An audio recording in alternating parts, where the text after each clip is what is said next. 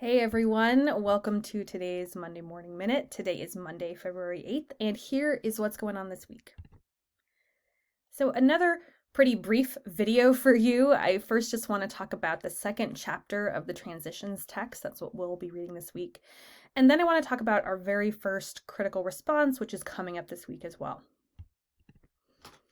So, building on our conversation last week, which centered around the introduction to the transitions text, we'll see a lot of similarities in this second chapter.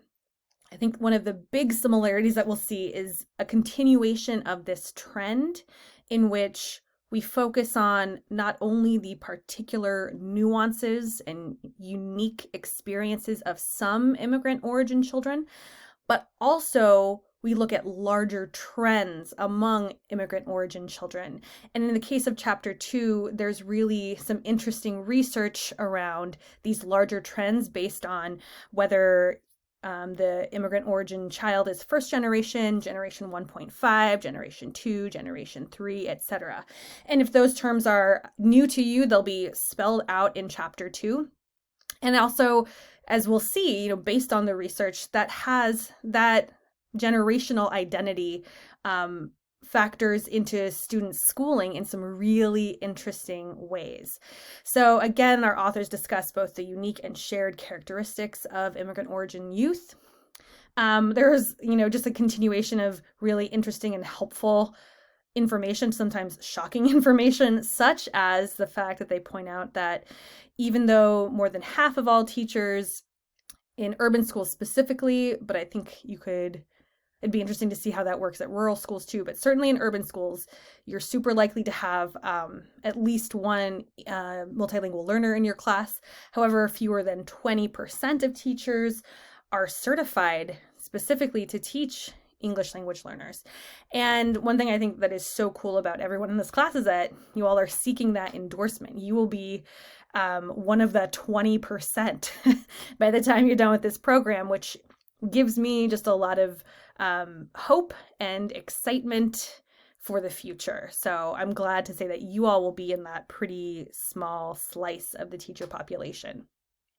And there's a lot of information in this chapter. I just pulled out some parts that I thought might be interesting to think about.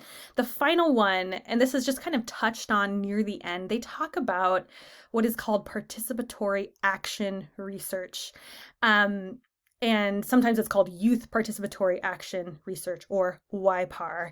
And this is a mode of conducting your class. So you can think about your own curriculum or your desired curriculum. And it's essentially putting as much power in the students' hands as possible, starting with allowing students choice as to what they want to investigate in your class. So you collectively come up with a research question. Perhaps that research question has to do with your content area. So, thinking about a science-based question that students want to investigate. And then you as the teacher assist them in carrying out this research project. But the idea is that it comes from youth and they're leading it. We're supporting, we're facilitating it. And they talk about this as a really impactful way for multilingual learners to be able to use their entire literate and linguistic repertoire within school, and how empowering that can be. So again, it's not a huge part of this chapter. It's just one that I wanted to call to your attention because I'm interested in what you think.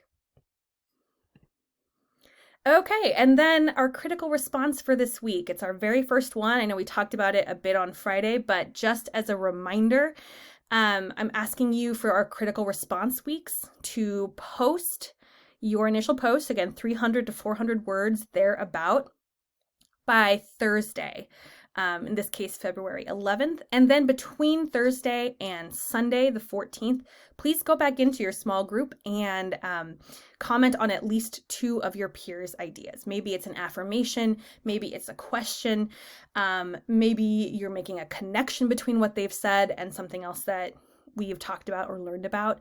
But we're looking for substantive interaction with one another. And I'll be on the discussion boards too. You'll see me around. So I'm excited to hear your thoughts. And for our first prompt, this is a pretty simple one and one you can certainly, steal for your own classroom. And you've probably seen a version of this. But I want you, as you read chapter 2, to annotate. And I'm not going to be checking that you're actually making annotations in your books, but I think it's a really helpful practice. It's a really good practice too, in terms of boosting literacy skills. It's a helpful practice for my multilingual learners as well. And what I've done with my classes is I break it down just into very specific symbols that they can write in the margins. And it's to keep track of their own thinking. So the question mark denotes a question. The exclamation point is, wow, or that's interesting, or oh my goodness, do I agree with that? Just some big reaction that you had. I use an asterisk to denote a key point, something we think is actually a really key idea from this reading. And then finally, the links, making a connection to something else we've read, a connection to your own life, a connection to an event in the world. So I'm going to urge you and encourage you to use these for chapter 2. See how they work for you. Just noting a little question mark here, noting a little exclamation point or an asterisk here and there. Feel free to write anything else that you'd like to. But what I'm asking you to do then for our critical response is to share with us a question mark, an exclamation point, an asterisk, and a link or a connection. Tell us a little bit about your thinking as you read through the chapter. And I hope that makes sense, but let me know if it doesn't.